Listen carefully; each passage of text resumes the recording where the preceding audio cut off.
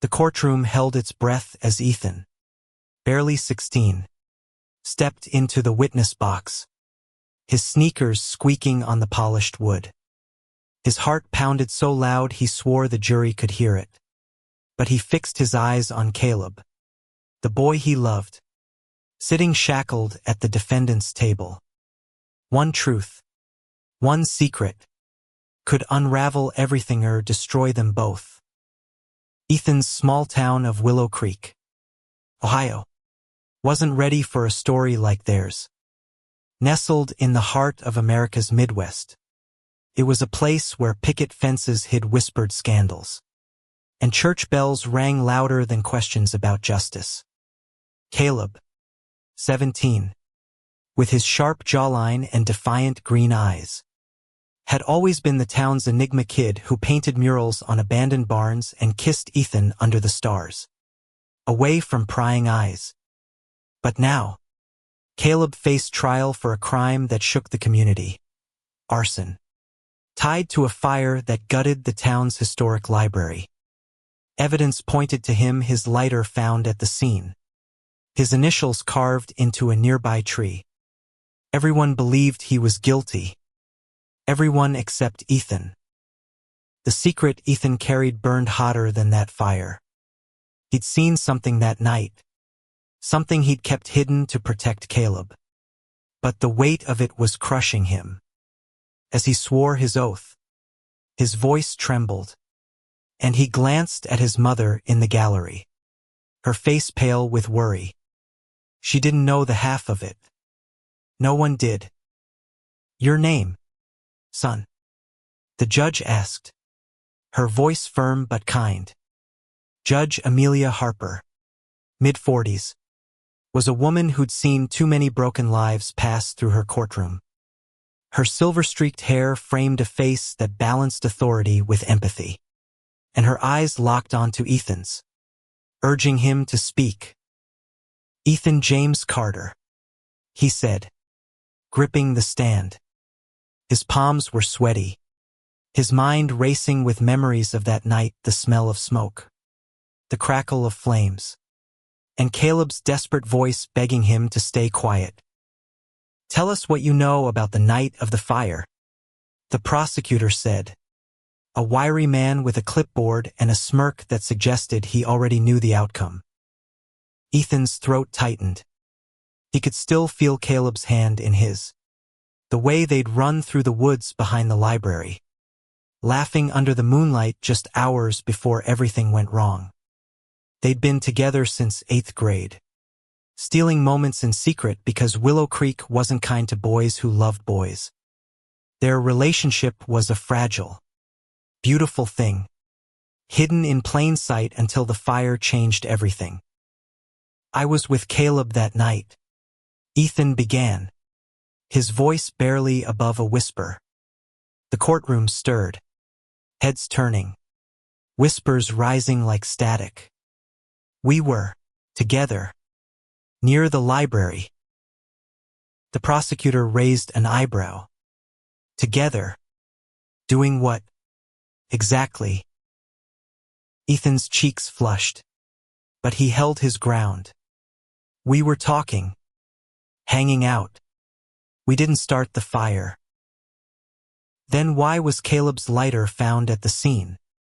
the prosecutor pressed, holding up a plastic evidence bag with the silver Zippo, engraved with Caleb's initials. Ethan's stomach churned. He knew why the lighter was there. He knew who'd really been near the library that night, who'd carried a grudge against Caleb, who'd wanted to see him fall. But saying it out loud meant exposing a truth that could tear their world apart, a truth about Ethan's own family. "I don't know," Ethan lied, his voice cracking. He glanced at Caleb, whose eyes pleaded with him to stop, to keep the secret. But Ethan couldn't. Not anymore. The fire had started just after midnight, when Ethan and Caleb were lying in the grass, sharing dreams of escaping Willow Creek. They'd heard shouts, seen shadows moving near the library, And then the glow of flames. Caleb had wanted to run toward it, to help, but Ethan had pulled him back. "They'll blame you," Ethan had whispered, knowing Caleb's reputation as the town's troublemaker. And he was right within hours. The police had Caleb in cuffs, the lighter sealing his fate.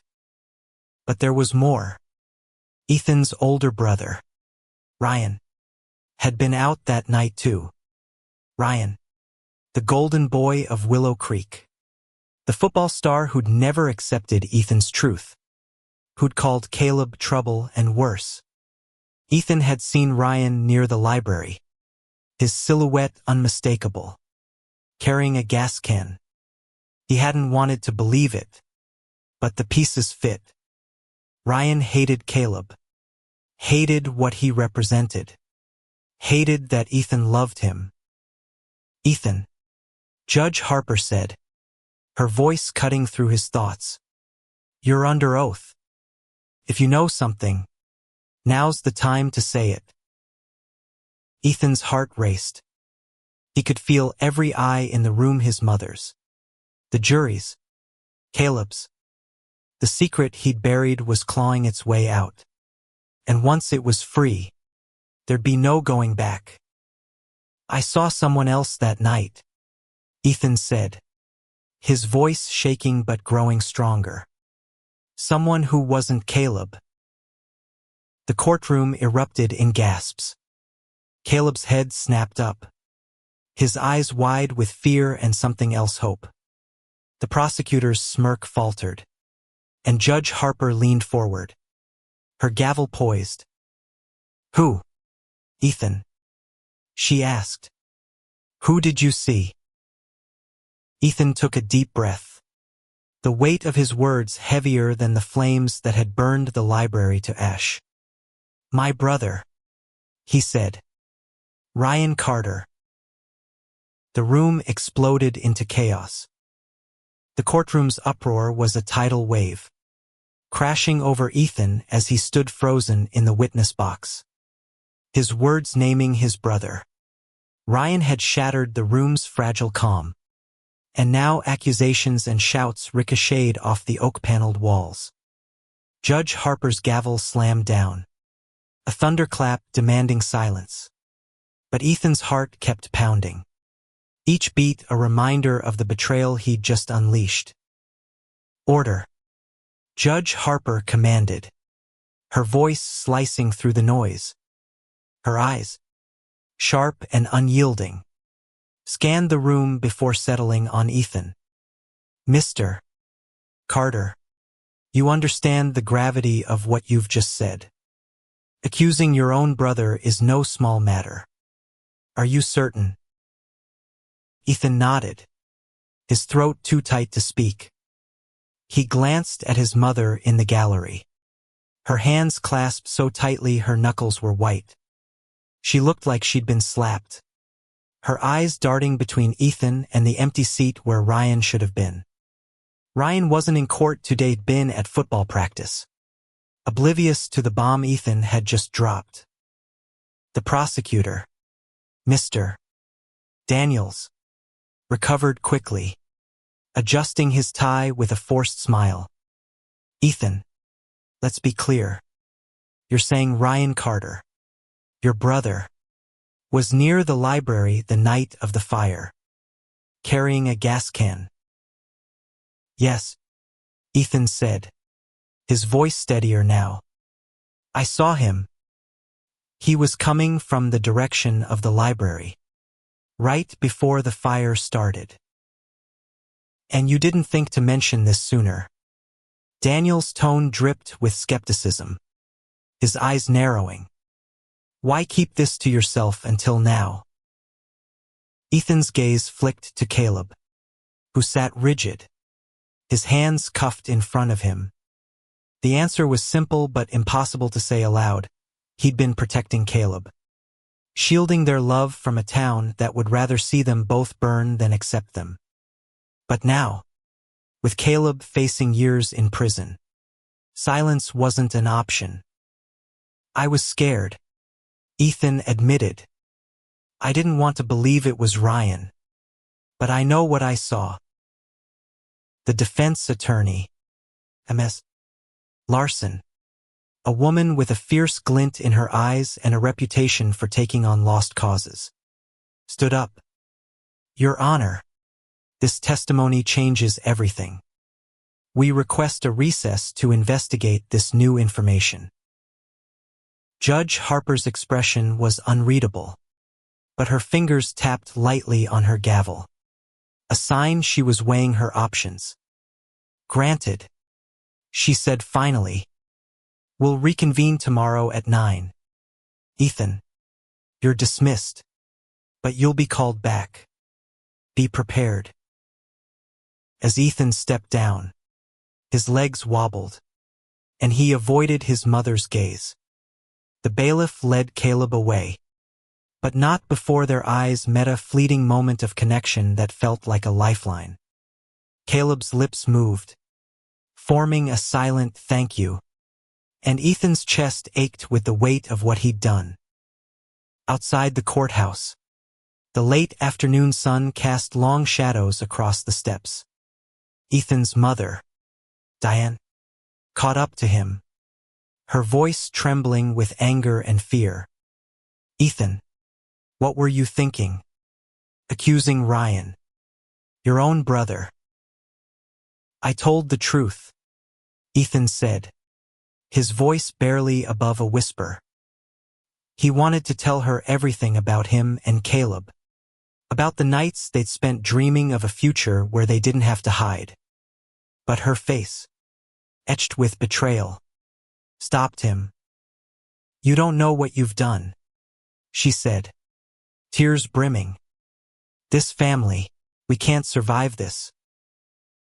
Ethan wanted to argue, to tell her that keeping secrets was what had torn them apart. But she turned and walked away, leaving him alone on the courthouse steps. The town of Willow Creek buzzed around him, whispers already spreading like wildfire. By tomorrow, everyone would know what he'd said. That night, Ethan couldn't sleep. He sat on his bed, staring at the notebook where he and Caleb had scribbled their dreams plans to leave Willow Creek, to find a city where they could be themselves. The pages were worn, the ink smudged from countless nights of reading and rereading. He traced Caleb's handwriting, a looping scrawl that promised they'd make it through anything. But now, with Ryan's name in the open, Ethan wasn't so sure. Ryan came home late, his football gear slung over his shoulder, his face unreadable. He didn't look at Ethan, just dropped his bag and went to his room. The silence between them was heavier than ever, a wall built of suspicion and unspoken truths. Ethan wanted to confront him, to demand answers, but fear held him back. What if Ryan admitted it? What if he didn't? The next morning, the courtroom was packed, the air thick with anticipation. Ethan took the stand again, his hands trembling as he faced the sea of faces, some curious, some hostile. Ryan was there now, sitting beside their mother, his jaw tight, his eyes fixed on the floor. Ms. Larson approached, her voice calm but probing. Ethan, let's go back to that night. Walk us through exactly what you saw. Ethan took a deep breath, the memory vivid. Caleb and I were in the woods, maybe 100 yards from the library. It was late, after 11. We heard noises, shouts, like someone was arguing. Then I saw Ryan, coming from the library's direction. He was carrying a gas can, and he looked angry. The room buzzed again, and Judge Harper's gavel silenced it. Continue, she said. He didn't see us, Ethan said. But I saw him. He walked toward the road, got in his truck, and drove off. Then the fire started. Daniel stood, his voice sharp. And you expect us to believe you kept this quiet for months? That you, a kid in love with the defendant, didn't make this up to save him? Ethan's face burned, but he held Daniel's gaze. I'm not lying. I saw Ryan. And I know Caleb didn't do it. The courtroom fell silent, the weight of Ethan's words hanging in the air. Judge Harper leaned forward, her eyes searching his face. Ethan, she said softly, you're asking us to believe you over your own family. That's a heavy burden. Are you ready to carry it? Ethan nodded, his voice barely audible. I have to. The truth was out, but the cost was only beginning to reveal itself. The courtroom's silence was suffocating, broken only by the faint creak of the wooden benches as people shifted, their eyes boring into Ethan. He felt exposed, like a nerve laid bare, but he kept his gaze steady, fixed on Judge Harper. Her question lingered, are you ready to carry it? And Ethan knew the answer wasn't just about today. It was about the days, weeks, maybe years that would follow, when his family, his town, would never look at him the same. Ms. Larson stepped forward, her voice cutting through the tension. Ethan, can you confirm the time you saw Ryan near the library? Any details that might help us understand the sequence of events? Ethan swallowed, his mind pulling him back to that night. The air had been thick with the scent of pine and smoke, the stars hidden by clouds. It was just before midnight, he said. Caleb and I were sitting in the grass, talking. I saw Ryan around 11:40. Maybe 11:45. He was moving fast, like he didn't want to be seen. And the gas can? Ms. Larson prompted. It was red, with a black nozzle, Ethan said. Like the one Dad keeps in the garage for the lawnmower. I saw it in Ryan's hand, clear as day. The prosecutor, Daniels, scribbled notes, his face a mask of calculation. Ethan's mother let out a choked sob, and Ryan, sitting beside her, finally looked up. His eyes met Ethan's, and for a moment, Ethan saw something flicker there, anger, fear, maybe guilt. It vanished as quickly as it came, replaced by a cold, hard stare. Judge Harper turned to the prosecutor. Mr. Daniels, do you have questions for the witness? Daniels stood, his smile sharp as a blade. Ethan, you've painted a compelling story, but let's talk motive. Why would your brother, a star athlete with no criminal record, set fire to the library? What's his reason? Ethan hesitated. The truth was, he didn't know for sure, but he knew Ryan's temper, the way he'd sneered at Caleb, calling him that queer kid when he thought Ethan couldn't hear. He knew the way Ryan's friends had taunted them, the way rumors about Ethan and Caleb had started to spread. He didn't like Caleb, Ethan said finally. He didn't like. The courtroom stirred, whispers rippling through the crowd. Daniels pounced. Us? You mean you and Caleb, don't you? You're admitting you two were involved. Romantically. Ethan's heart stopped. He hadn't meant to say it. Not like that. Not in front of everyone. But there was no taking it back. Yes, he said, his voice barely audible. We're together. The room erupted again, louder this time, a mix of gasps and murmurs. Ethan's mother covered her face, and Ryan's fists clenched on the table.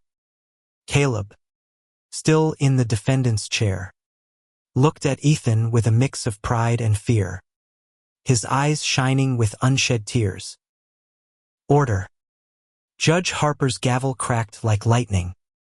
Mr. Daniels, stick to the case. This isn't about the witness's personal life. But Daniels wasn't done.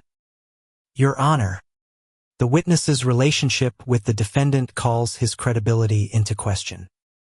He's clearly biased, willing to throw his own brother under the bus to save his boyfriend. Ms. Larson shot to her feet. Objection. The witness's personal life doesn't negate his testimony. He's provided specific details that can be corroborated. Sustained. Judge Harper said, her tone sharp. Mr. Daniels, focus on the evidence. Daniels nodded, but his smirk said he'd gotten what he wanted.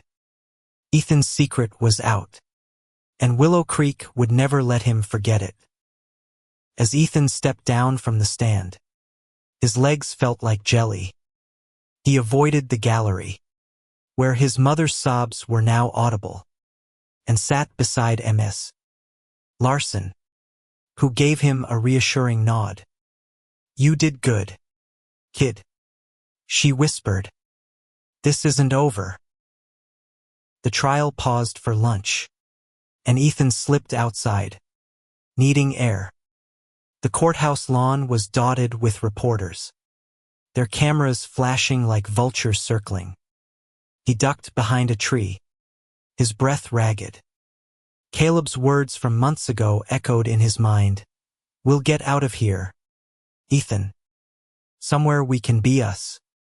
But now, with the truth spilling out, Ethan wasn't sure they'd ever escape. A hand grabbed his shoulder, and he spun to find Ryan, his face a storm of rage and hurt. Why'd you do it, Ethan? Ryan hissed. Why'd you drag me into this? I saw you, Ethan said, his voice shaking but firm. I know what you did. Ryan's eyes darkened, and for a moment, Ethan thought he might hit him. But Ryan just shook his head and walked away, leaving Ethan with a sinking feeling that the worst was yet to come. Back in the courtroom, the afternoon session brought new witnesses. A firefighter testified about the fire's origin, confirming it was deliberate. Started with an accelerant like gasoline. Ms. Larson seized the opportunity, asking, could the gas Ethan described match the evidence? It's possible, the firefighter said. We found traces of gasoline at the scene. The crowd murmured, and Ethan felt a flicker of hope. But Daniels called Ryan to the stand next, and the air grew heavy again. Ryan walked forward, his broad shoulders squared, his face a mask of confidence. He swore his oath, his voice steady, and Ethan's stomach twisted. Ryan, Daniels began. Where were you the night of the fire? At home, Ryan said, his eyes never leaving the prosecutor. In bed. Asleep. I didn't go near the library. Ethan's heart sank. Ryan was lying, and he was good at it. The jury leaned forward, eating up every word from the town's golden boy. Did you have any reason to harm the library or frame Caleb? Daniels asked. None, Ryan said. I barely know the guy. Ethan wanted to scream, to tell the jury about the times Ryan had cornered him, warning him to stay away from Caleb, about the hate in his brother's eyes. But he was stuck, silent, as Ryan spun his story. Ms. Larson stood for cross-examination, her voice calm but lethal. Ryan, can anyone confirm you were home that night? My mom, Ryan said. She saw me before she went to bed. But Ethan knew their mother worked night shifts at the hospital. She hadn't been home. Ryan's lie was a crack in his armor. An MS. Larson saw it too. The day ended with no resolution.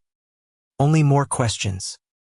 Ethan left the courthouse, his mind a whirlwind of fear and determination.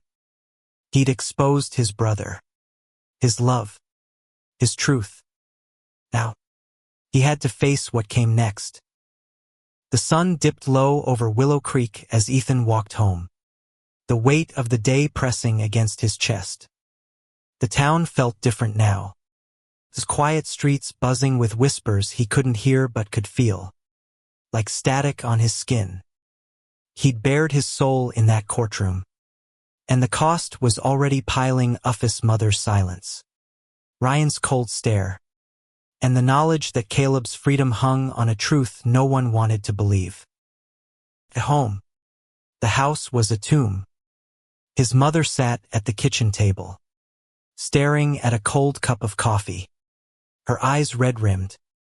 Ethan, she said without looking up, how could you do this to us? I didn't do anything to us, Ethan said, his voice raw. I told the truth. Ryan was there. Mom, I saw him.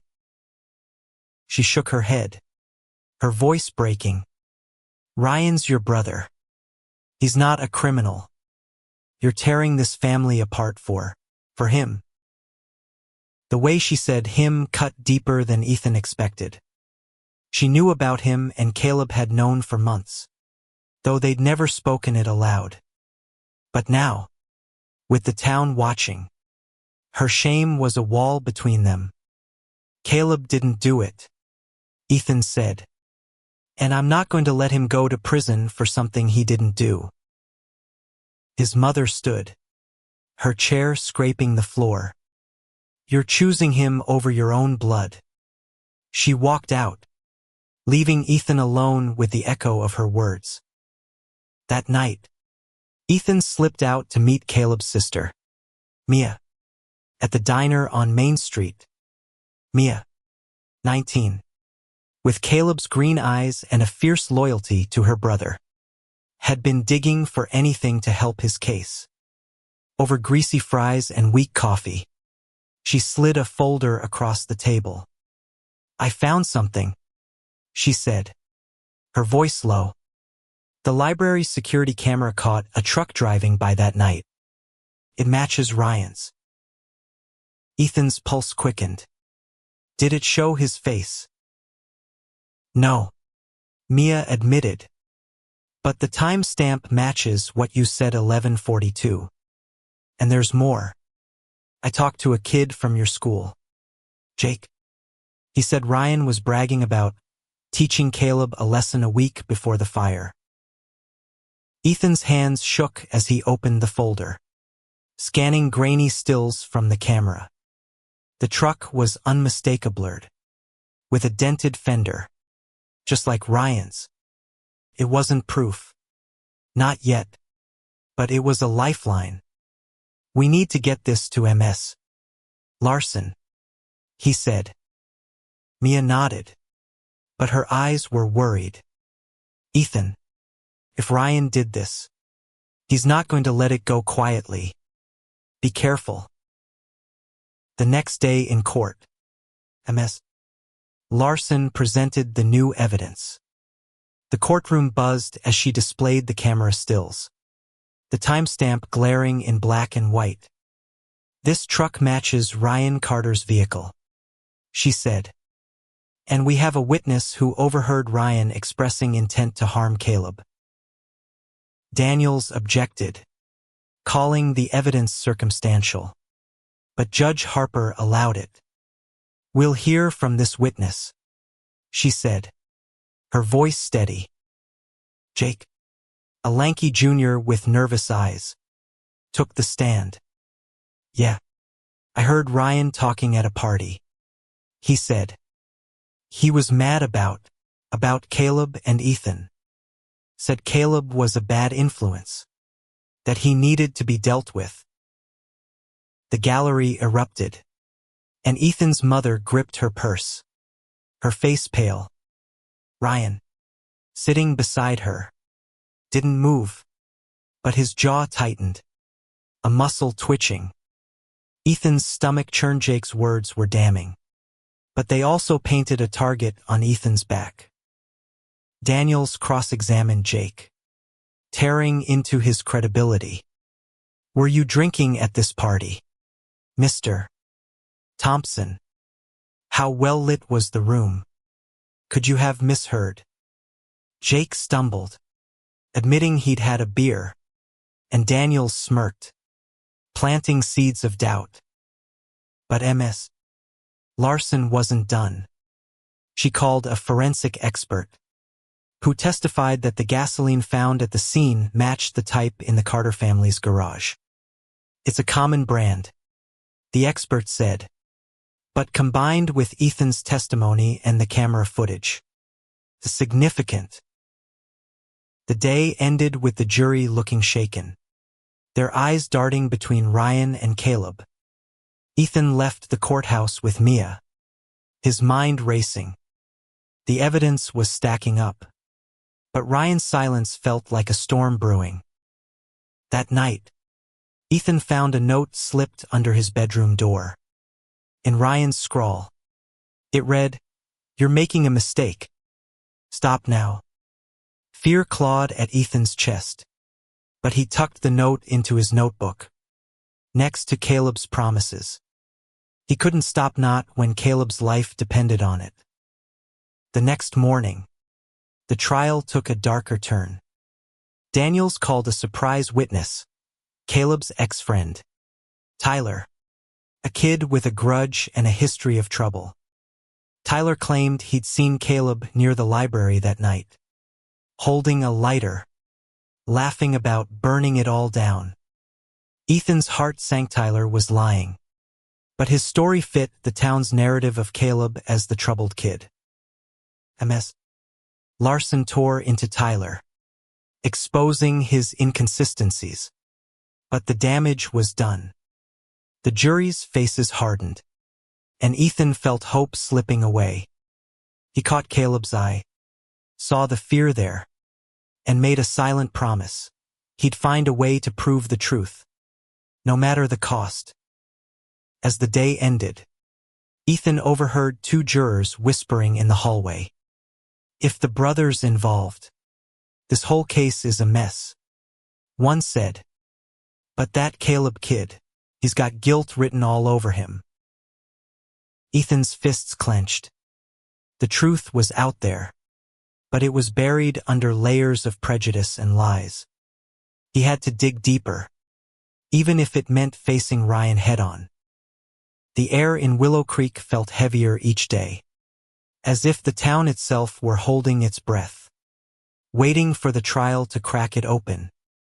Ethan barely slept, haunted by Ryan's note and Tyler's lies, his mind replaying every moment of that night by the library. He knew the truth, but proving it felt like chasing smoke. Every lead slipped through his fingers, and Caleb's freedom hung by a thread. The school. The whispers followed Ethan like shadows. Classmates stared, some with pity, others with scorn. "Freak," one kid muttered, loud enough for Ethan to hear. He kept his head down, clutching his backpack, where the notebook with Caleb's promises was tucked away. It was his anchor, a reminder of why he was fighting. After school, Ethan met Mia at the library's charred remains, now a skeleton of blackened beams and ash. "We need more," Mia said, kicking at a pile of debris. "Something concrete. The truck footage and Jake's testimony aren't enough." Ethan nodded, his eyes scanning the ruins. What about the gas can? If we can find it, link it to Ryan. Mia's eyes lit up. The Carter's garage. If it's still there, it could have traces of the same gasoline. The idea was risky. Breaking into his own garage felt like crossing a line, but Ethan was desperate. That night, while his mother worked her shift and Ryan was at a team meeting, Ethan slipped into the garage. The red gas can sat in the corner, its black nozzle glinting under the fluorescent light. His hands shook as he took a photo, then swabbed the handle with a cloth, just like he'd seen on crime shows. He didn't know if it would hold up, but it was something. He sent the photo to Mia, who promised to get it to Ms. Larson. But as he left the garage, headlights swept across the driveway. Ryan's truck. Ethan ducked behind a trash can, his heart pounding. Ryan stepped out, his phone pressed to his ear, his voice low but angry. I told you. It's handled. He won't say anything else. Ethan's blood ran cold. Who was Ryan talking to? And what did handled mean? The next day in court, Ms. Larson presented the photo of the gas can, along with Ethan's swab, which she'd rushed to a lab. Preliminary tests show traces of gasoline matching the library fire, she said.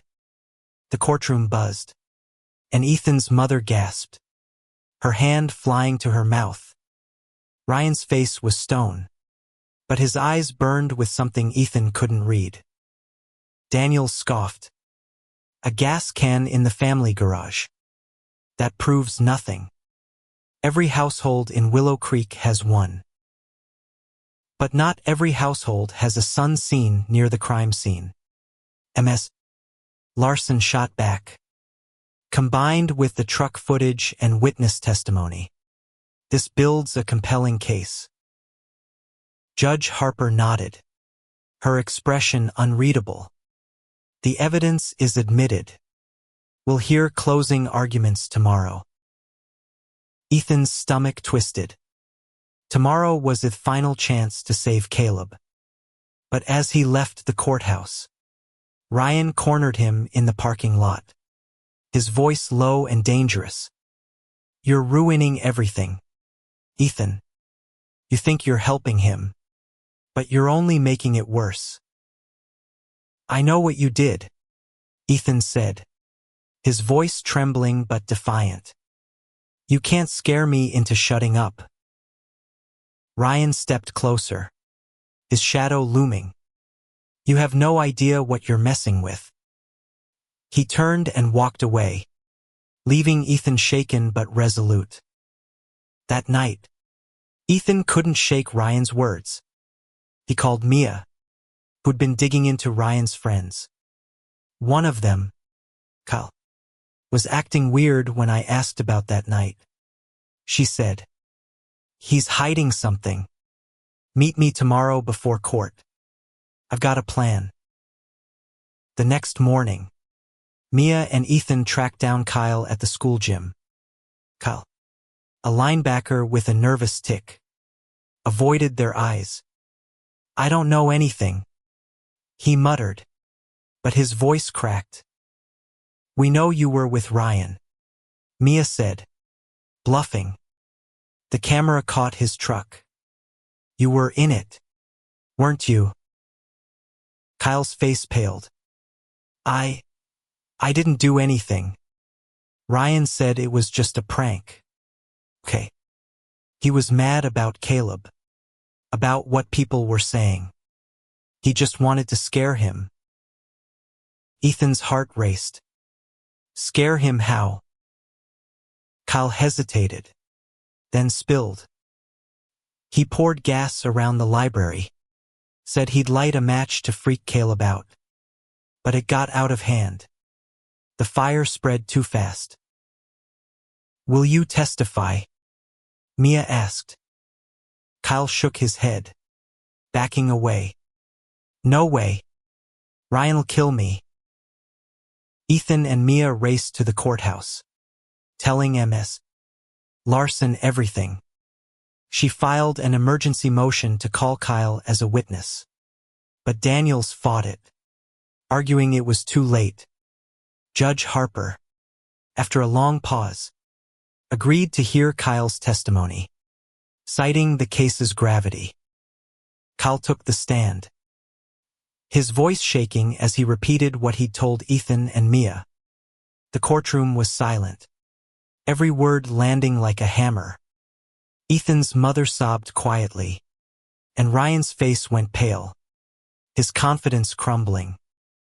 As Kyle stepped down, Judge Harper called for closing arguments. Ms. Larson spoke first, her voice fierce. Caleb has been scapegoated for a crime he didn't commit.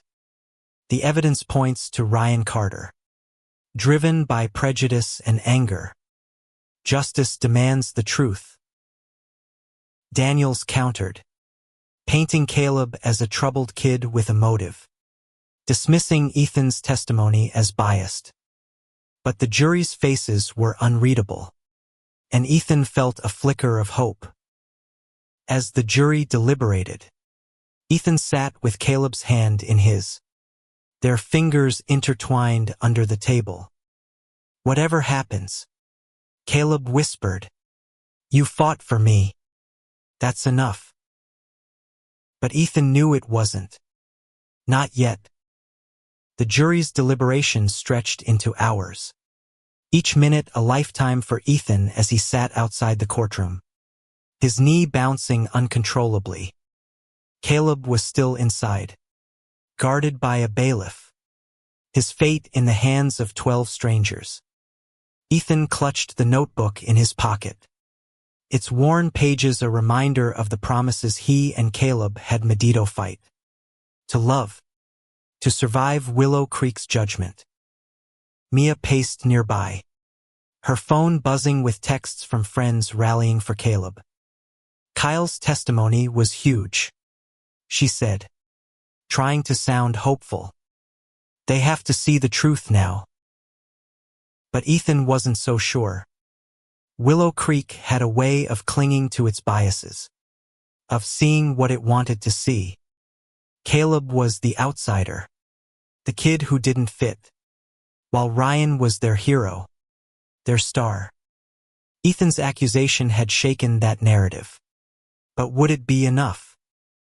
Inside the courthouse, the air was thick with tension. Ethan's mother sat alone, her face a mask of grief. Ryan hadn't returned after Kyle's testimony, and Ethan wondered if he'd fled or if he was plotting something worse. The note Ryan had left still burned in Ethan's mind. You're making a mistake. When the bailiff announced the jury's return, Ethan's heart lurched. He filed back into the courtroom, his eyes locking with Caleb's. Caleb managed a small smile, but his hands were shaking in his cuffs. Ethan wanted to run to him, to promise everything would be okay. But all he could do was sit and wait. Judge Harper entered, her presence commanding silence. Has the jury reached a verdict? She asked. The foreman, a middle-aged man with tired eyes, stood. We have, Your Honor. Ethan held his breath as the foreman handed the verdict to the bailiff, who passed it to Judge Harper. Her face gave nothing away as she read it, then looked at Caleb. On the charge of arson in the first degree, the jury finds the defendant, Caleb Matthews, not guilty. The courtroom exploded gasps, cheers, and cries of outrage clashing like a storm. Ethan's mother buried her face in her hands, and Mia grabbed Ethan's arm, tears streaming down her face. Caleb's shoulders slumped, relief washing over him as the bailiff unlocked his cuffs. Ethan wanted to run to him, but Judge Harper wasn't done. However, she said, her voice cutting through the noise, New evidence has emerged implicating another individual. This court cannot ignore it. She turned to the prosecutor. Mr. Daniels, I'm ordering an investigation into Ryan Carter's involvement in the library fire. Bailiff, take him into custody if he's present. The room fell silent, all eyes searching for Ryan. But he was gone. His seat empty. Ethan's stomach dropped. Ryan had slipped away.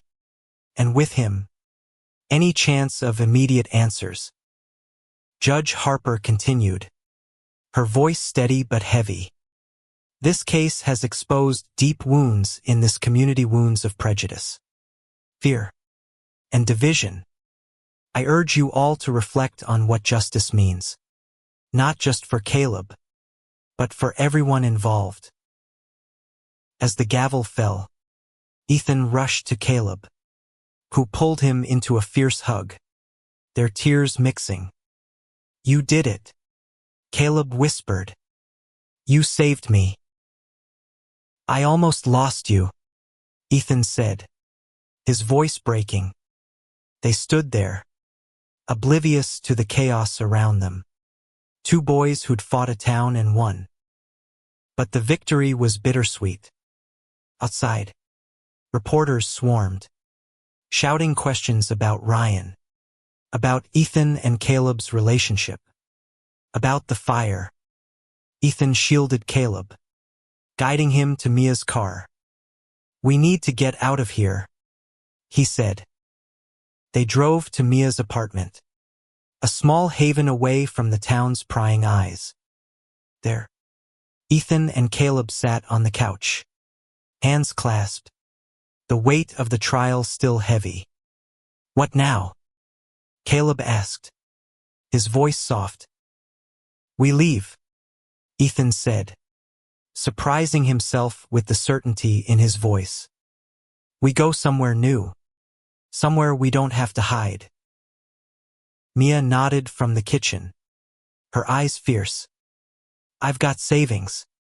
We can start over, maybe Chicago or New York, somewhere big enough to disappear. But Ethan knew it wouldn't be that simple. Ryan was still out there, and the town's judgment wouldn't fade overnight.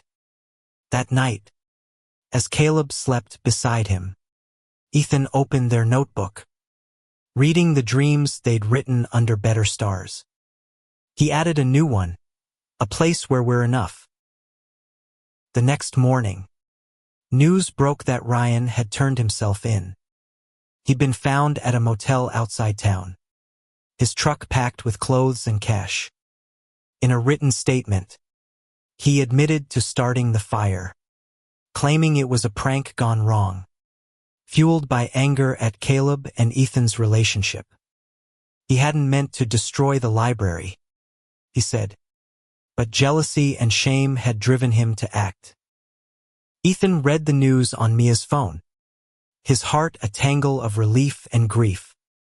Ryan was his brother, but he'd crossed a line that couldn't be uncrossed. When their mother called, her voice hollow, she said, Ryan's going to plead guilty. He's sorry. Ethan. He wants to see you. Ethan didn't know if he could face him. Not yet. The pain was too raw, the betrayal too deep. But he knew he'd have to. Someday. If only to understand why. As the days passed, Willow Creek began to shift. Some neighbors reached out, offering quiet support. Others turned away, their prejudice unchanged. But Ethan and Caleb didn't care. They were already planning their escape. A new life where love didn't have to be a secret. Judge Harper's words echoed in Ethan's mind. Reflect on what justice means. For Ethan, justice wasn't just Caleb's freedom or Ryan's confession. It was the chance to live without fear, to love without shame. And as he looked at Caleb, he knew they'd fight for that, no matter what came next. The days after the trial were a blur. a mix of relief and reckoning as Willow Creek grappled with its own reflection. Ethan and Caleb stayed at Mia's, avoiding the town's prying eyes. But the weight of Ryan's confession followed them like a shadow. Ethan couldn't shake the image of his brother's empty seat in the courtroom, or the way his mother's voice had cracked over the phone, begging him to come home. But home didn't feel like home anymore. The Carter house, once a place of warmth, now felt like a museum of broken trust.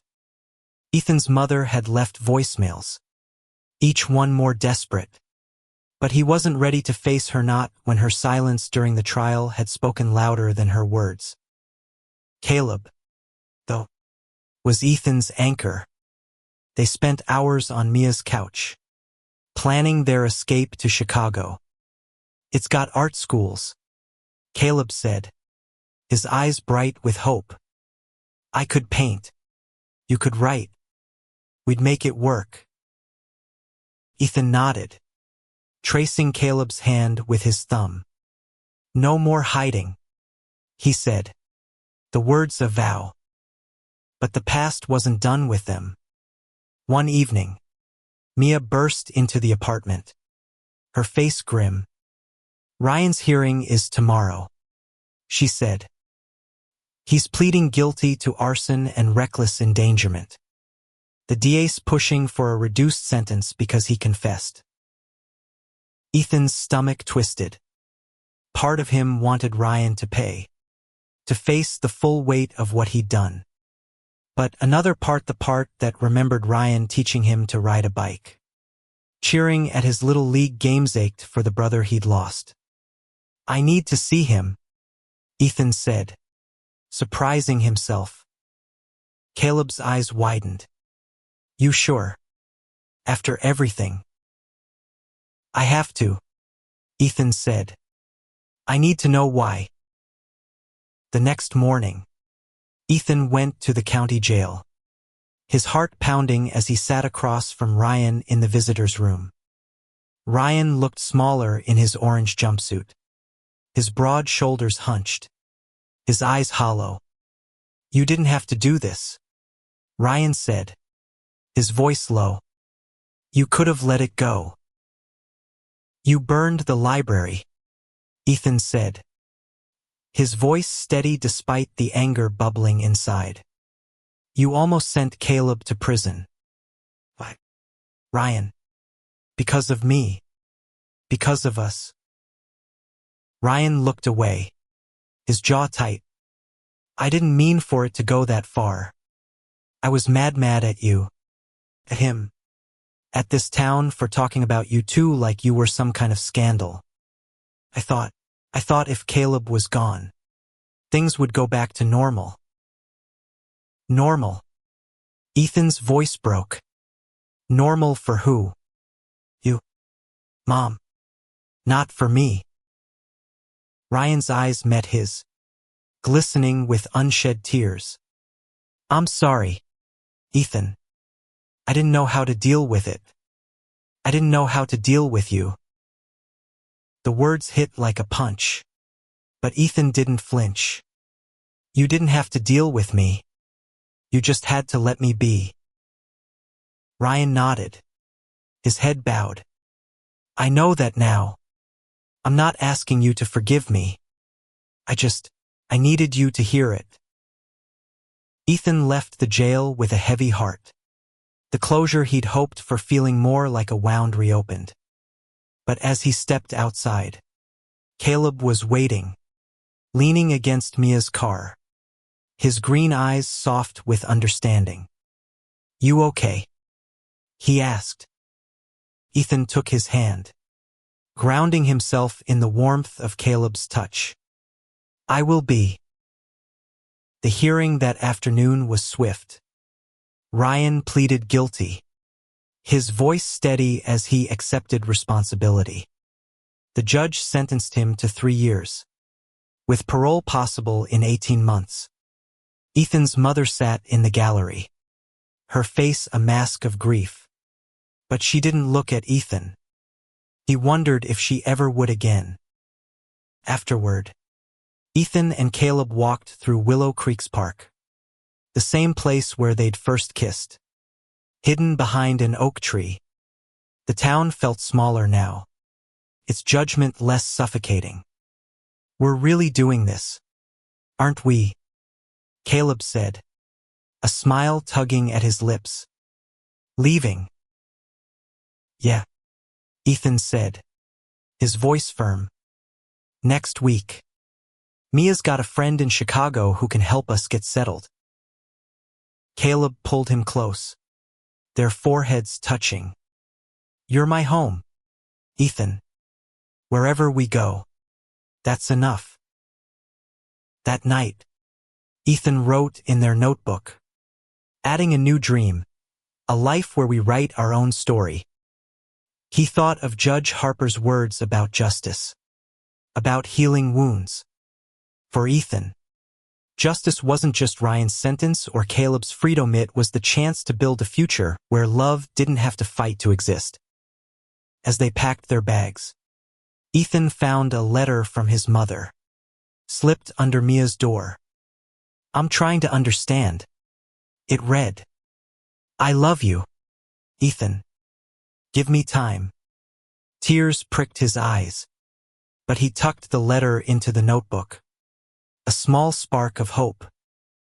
The day they left Willow Creek, the sun was high, casting long shadows behind them. Mia drove, Caleb's hand in Ethan's, the road stretching toward a new beginning. The town faded in the rearview mirror, its weight lifting with every mile. They didn't know what Chicago would hold: jobs, school, a place to call their own, but they had each other. And for the first time, that felt like enough. Chicago's skyline loomed ahead, a jagged promise of freedom as Mia's car crossed the state line. Ethan sat in the back seat, Caleb's hand warm in his, their notebook resting on his lap like a talisman. They'd left Willow Creek behind, but its scars lingered: Ryan's confession, their mother's letter, the town's divided heart. Yet, with every mile, Ethan felt lighter, as if the weight of secrets could finally fall away. Their first days in the city were a whirlwind. Mia's friend, a kind artist named Lena, offered them a spare room in her loft, filled with canvases and the smell of paint. Caleb's eyes lit up at the sight, his fingers itching to create again. Ethan, meanwhile, found a job at a bookstore, shelving novels and dreaming of writing his own. It wasn't much, but it was a start, a life they could build together. One evening, as they walked through Millennium Park, the bean reflecting the city's lights, Caleb stopped, pulling Ethan close. "This is it," he said, his voice soft but sure. "This is what we fought for." Ethan smiled, his heart full. "Not just this," he said, touching Caleb's face. "Us." They kissed under the stars, unafraid for the first time, the city's pulse drowning out the echoes of Willow Creek. Passers-by didn't stare, didn't whisper. They were just two boys in love, invisible in the best way. But the past wasn't gone entirely. A week later, Ethan got a call from Ms. Larson.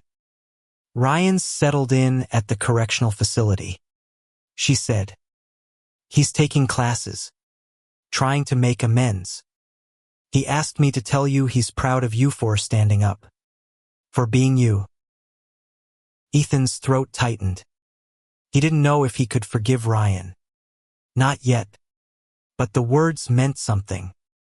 He wrote them in the notebook, next to their dreams, a reminder that even broken things could heal. His mother called too, her voice tentative but warm. "I'm coming to Chicago next month," she said. "I want to see you, Ethan. Both of you.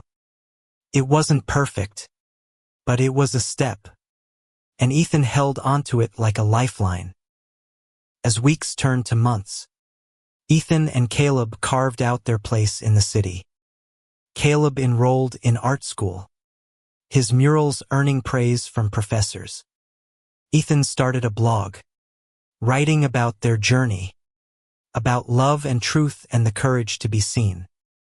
Readers found Itzum from Willow Creek, others from places they'd never been, and their story spread. A quiet ripple of hope. One night, at a gallery showcasing Caleb's work, Ethan stood among strangers who'd become friends, watching Caleb beam as people admired his paintings. One piece, a vibrant canvas of two figures under a starry sky, bore a title that made Ethan's heart skip. For Ethan. Always. Judge Harper's words echoed in Ethan's mind, reflect on what justice means. For Ethan, justice was this, a life where he and Caleb could stand side by side. Unashamed. Their love a light that no fire could burn out. It was the notebook, now filled with new dreams, each one a promise kept. It was the knowledge that truth, however painful, had set them free.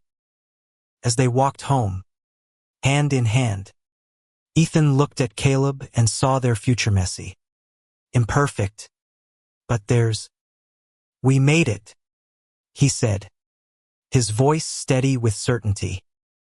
Caleb grinned, squeezing his hand. We're just getting started. And in that moment, under Chicago's endless sky, Ethan knew they'd write their story, page by page, together,